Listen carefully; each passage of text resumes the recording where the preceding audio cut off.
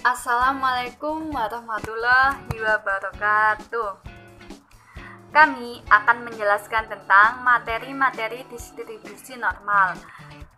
Saya perwakilan dari kelompok 4 golongan A. Perkenalkan, nama saya Septelia Dwi Jayanti dan nama teman saya Putri Fajarsari, Faridatul Jannah, Hilda Anggraini, dan Jihan Tania. Kami akan membahas tentang sejarah distribusi normal, pengertian, rumus, ciri-ciri, sifat, dan contoh soalnya. Sejarah distribusi normal pertama kali diperkenalkan oleh Abraham de Moivre dalam artikelnya pada tahun 1733 sebagai pendekatan distribusi binomial untuk n besar. Karya tersebut dikembangkan lebih lanjut oleh Pierre Simon de Lapez dan dikenal sebagai teorema Moivre-Lapez. Pengertian distribusi normal atau lebih sering disebut dengan distribusi Gauss adalah distribusi probabilitas yang digunakan dalam analisis statistika. Distribusi normal baku adalah distribusi normal yang memiliki rata-rata 0 dan simpangan baku 1. Distribusi ini juga terdapat kurva atau grafik yang digambarkan menyerupai dengan bentuk lonceng. Rumus distribusi normal Y sama dengan 1 XE pangkat min setengah dalam kurung X kurangi mu pangkat 2 dibagi sigma akar 2 pi sigma. Keterangan pi sama dengan konstanta dengan nilai 3,14159.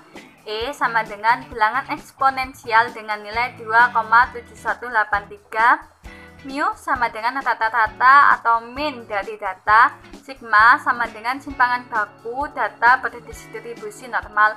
X sama dengan aksis dengan data kurang min kurang dari X kurang dari pi. Cara menghitung nilai Z. Z sama dengan dalam kurung X dikurangi mu dibagi sigma.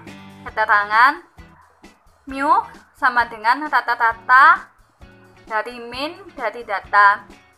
Sigma sama dengan simpangan baku data berdistribusi normal. X sama dengan nilai variabel random. Z sama dengan nilai standar yaitu besarnya penyimpangan suatu nilai terhadap rata-rata dinyatakan dari unit SD. Ciri-ciri distribusi normal yaitu 1. Disusun dari variabel random kontinu. 2. Kurva distribusi normal memiliki satu puncak atau unimodal. 3. Kurva berbentuk simetris dan menyerupai lonceng hingga min, median, modus terletak pada satu titik. 4. Kurva normal dibentuk dengan n yang tak terhingga. 5. Peristiwa yang dimiliki tetap independen. 6. Memiliki kurva mendekati apsis pada penyimpangan 3 SD ke kanan dan ke kiri dari rata-rata dan ekor grafik dapat dikembangkan sampai tak terhingga tanpa menyentuh ambu apsis. Next. Sifat dari distribusi normal sebagai berikut. 1. Grafiknya selalu berada di atas sumbu X. 2. Bentuknya simetris pada X sama dengan mu. 3. Mempunyai satu buah modus yaitu pada X sama dengan mu. 4. Luas grafiknya sama dengan 1 unit persegi dengan rincian A kira-kira 68%. Luasnya berada di antara daerah mu dikurangi sigma dan mu plus sigma. B kira-kira 95%. Luasnya berada di antara daerah mu dikurangi 2 sigma dan mu ditambah 2 sigma. C kira-kira 99%. Luasnya berada di antara daerah mu sama dengan 3 sigma dan mu sama dengan 3 sigma. Contoh soal. Dari penelitian terhadap 150 orang laki-laki yang berumur 40 sampai 60 tahun, didapatkan rata-rata kadar kolesterol mu mereka 215 mg/sen dan simpangan baku sigma sama dengan 45 mg/sen.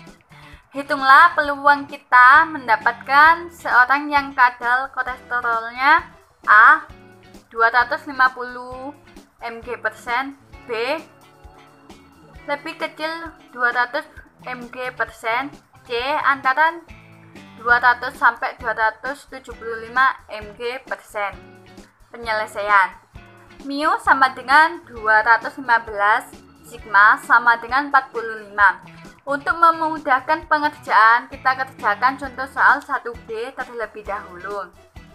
B sama dengan P dalam kurung X kurang dari 200, Z sama dengan 200 kurangi mu dibagi sigma.